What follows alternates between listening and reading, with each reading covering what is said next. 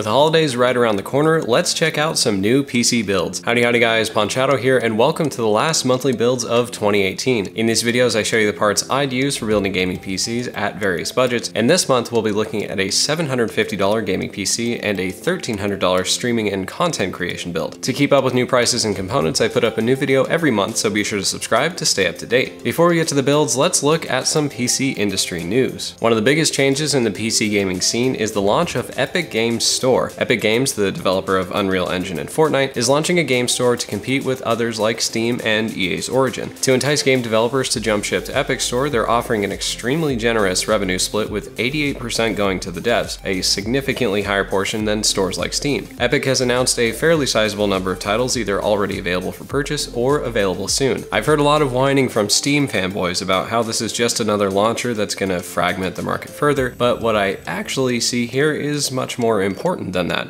Competition. Competition is always good for the consumer, that means us, and if your argument against that is I don't want another program on my computer, then I'm sorry, you're wrong. Remember when Intel had an effective monopoly on the CPU market? And have you noticed how much better CPUs are now than they were just 2 or 3 years ago? And how we're actually getting reasonable performance increases and better value for our money? That happened because of competition from AMD. Now I'm not saying Steam is bad, I use it almost every day, but it is far from perfect, especially when it comes to how they treat and pay developers. And competition is the most effective way to light a fire under a company's backside to produce better products, whether that's processors, a game store, or literally anything else. Still on the subject of games, Counter-Strike Global Offensive gained a new Battle Royale mode called Danger Zone and also went free to play. Due to the insane rise in popularity of games like Fortnite and PUBG, Battle Royale has taken over the gaming world, and with good reason. To stay relevant against a juggernaut like Fortnite, developers have no choice but to include features that players want. Danger Zone is a little different from a standard VR game, with the number of players limited to 18, with the mode designed to pretty much guarantee matches will finish in less than 10 minutes. That's a bit of a distancing from other VR games like PUBG, where matches include up to 100 players and can take 20 or 30 minutes, or even longer. Other features of the game include ordering weapons from delivery drones, paying for weapons and upgrades with in-game money, and escorting non-player hostages to safe zones to make money in-game. Considering CSGO came out in 2012, 6.5 years ago, Valve is doing everything it can to keep the game alive. It will be interesting to see how going free to play and adding Battle Royale will impact CSGO's population. Over on the hardware side of things, Intel announced that they'll be cutting retail processor supply for the 2018 holidays. That means some Intel processors could have inflated prices or not be available at all. The reason for this supply cut is supposedly to ensure enough inventory for laptop and pre-built PC manufacturers. At least in the do-it-yourself PC building realm, this may be a welcome gap for AMD to fill. Intel is also readying the 10-core Comet Lake die in a preemptive response to AMD's Zen 2 architecture. Comet Lake will be the 6th 14nm node and should be referred to as 14nm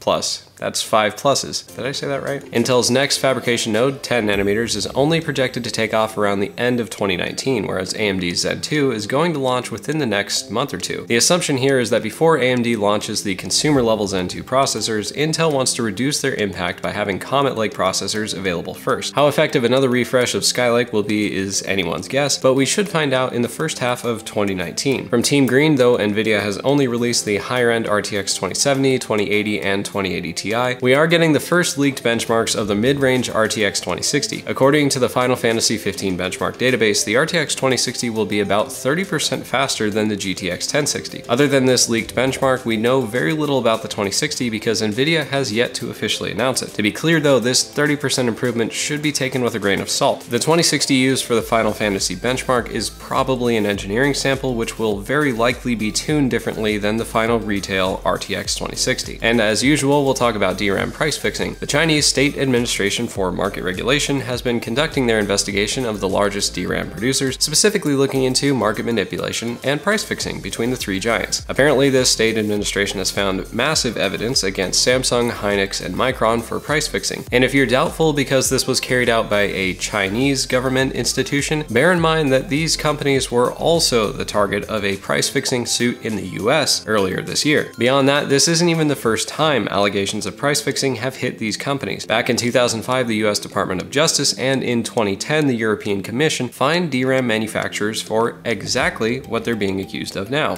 again. And come on, let's be real here. 3 companies control 90% of global production for DRAM, a product required in almost every single electronic device made today. It's pretty reasonable to say, yeah, maybe they were colluding, but we'll have to wait for the final results of all these investigations and lawsuits. So with the news covered, let's get to the builds. First up, we have the $750 gaming PC. For the CPU, I went with Intel's Core i3-8100 for $125. The 8100 is a 4-core processor with a base frequency of 3.6 GHz, and since it has 4 cores, it'll be able to handle any game you throw at it now and for quite some time into the future. To keep the processor cool and quiet, I included the Arctic Freezer 33 eSports One Tower Cooler for $30. This is actually one of my favorite CPU coolers because it can stop the fan completely at idle, which means it's completely silent, and it has good cooling performance on the upper end. For the GPU, I went with NVIDIA's GTX 1066GB for $270. The 1066GB has been a mid-range powerhouse for a long time because it provides exceptional 1080p and 1440p performance at a very reasonable price. And until the RTX 2060 comes out, which could take quite a few months, the 1060 will continue to be arguably the best mid-range graphics card. Next, for the motherboard, I picked Gigabyte's B360M DS3H for $70. This is actually the same motherboard I used in my G5400 build, and it's worked out perfectly so far. It's micro ATX, so it'll fit into the vast majority of cases. It has 4 RAM slots, so you can add more memory later, and an M.2 slot, so you can go totally hard drive free if you want to. For the memory, I went with Corsair's Vengeance 2x4GB kit for $66. DRAM prices are slowly returning to somewhat reasonable levels, and today you can get 8GB for under $70. Not great, but much better than before. This kit runs at 2400 MHz, which is the max that the i3-8100 can run anyway, and 8GB is the perfect amount for a PC at this budget. The SSD I picked is ADATA's SU800 128GB for $28. SSDs are super cheap these days, and at under $30, it's a no-brainer to include one for your Windows install and 1 or 2 games. The improvement to system responsiveness alone is more than worth it. For bulk storage, I went with Seagate's 1TB Barracuda drive for $44. With 128GB SSD and 1TB hard drive, this build will have enough storage for a huge library of games, and you won't have to worry about running out of space anytime soon. For the power supply, I picked Seasonic's Focus Gold 550 for $66. The Focus series of power supplies is one of my favorite lines. Semi-modular, 80+ gold efficiency, and a very quiet fan curve that will make it inaudible in the vast majority of situations. Plus, a 7-year warranty means Seasonic will back it up until long after you upgrade to a new build. Finally, the case I picked is Thermaltake's Versa H18 for $49. I really like the H18 because it's one of the most reasonably priced cases with a tempered glass side panel, full mesh front intake, and a power supply shroud to help conceal cables in your build. Plus, it's just a good looking case. Altogether, these parts come out to $748. You'll be able to run any game you throw at this PC with high to ultra settings, or even run games at 4K with lower settings. And when you need to add more memory in the future, it'll be as easy as dropping in 2 more sticks and you'll be good to go. Click the link in the description to pick up these parts for yourself. Next, we'll look at the $1,300 streaming and content creation build for those of you looking to do more than just play games. For the CPU, I went with AMD's beastly Ryzen 7 2700 for $259. This is an 8-core, 16-thread monster with a boost clock up to 4.1 GHz and an unlocked multiplier. That means you can overclock this CPU for easy extra performance. To facilitate that overclocking and handle the extra heat, I picked Scythe's Fuma Revision B CPU cooler for $42. This is one of the highest performance CPU coolers I've tested and one of my favorites because of its super low price. On top of that, the Fuma has a super easy installation process, which just makes the build process that much better. For the GPU, I went with NVIDIA's GTX 1066GB for $270. As mentioned before, the 1066GB has been one of my go-to mid-range graphics cards for a long time because of its great performance and value. Running games at high and ultra settings is simple, and you'll be able to stream and render videos with ease. For the motherboard, I went with MSI's X470 Gaming Plus for $140. Overclocking the 2700 does require hefty cooling for the VRM, and the Gaming Plus delivers exactly that. In addition to that, it has 2 M.2 slots for SSDs and a host of SATA connectors, fan headers, RAM slots, and other features fit for a high-end build like this. Because Ryzen processors perform notably better with faster memory, I picked G.Skill's Ripjaws 5 2x8GB kit for $147. This kit is rated for 3200 MHz, which is blazing fast and will help the 2700 run at its full potential. Plus, 16GB will keep your streaming and video editing running at full speed. For the SSD, I picked Samsung's 860 EVO 1TB for $148. $99. Having a full terabyte on your SSD means you'll be able to have Windows, your streaming or editing programs, and your games all running from it without using a slow, unresponsive hard drive. Plus, the A60 EVO is one of the fastest SATA SSDs available, and since it's an M.2 drive, you don't have to deal with any extra cables inside your case. For bulk storage, I picked Western Digital's Blue 4TB drive for $99. In making videos and streaming, you'll end up with a lot of content, and that content has to go somewhere. 4 terabytes will give you a crazy amount of storage and should last you quite a while before you need to add more. For the power supply, I picked Seasonics Focus Plus Platinum 750 for $115. This offers more than enough power for an overclocked 2700 and GTX 1060. It's fully modular, and with an 80+ Platinum rating, it's extremely efficient. My favorite feature of the Focus Plus power supplies is the fan control switch on the back, which lets it completely stop the fan at idle for silent operation. Finally, for the case, we have the Fantex Eclipse P400 for $80. With a tempered glass side panel and power supply shroud, it's easy to make a great looking build in this case. It also comes with magnetic dust filters, high airflow, and supports up to 360mm radiators if you want to go with a large AIO CPU cooler in the future. With everything together, this build comes out to $1,300 on the nose. If your streaming or video editing goals have been held back by not having a strong enough computer, this PC will get you up to speed in no time and continue to be powerful for a long time to come. Click the link in the description to pick up these parts for yourself. If you're building a PC for the first time, welcome to the community, and be sure to check out my build videos to see how it's done. If you're a veteran and just needed to catch up, I hope these recommendations helped you. Hit subscribe and click the bell icon to get notified of new videos as soon as they're up. Hit that like button, and I want to hear from you. Which build, the gaming PC or the streaming PC, looked the best to you? Let me know in the comments below. Thanks for watching, I hope I helped, and I'll see you in the next video. And this is where all of the mistakes go.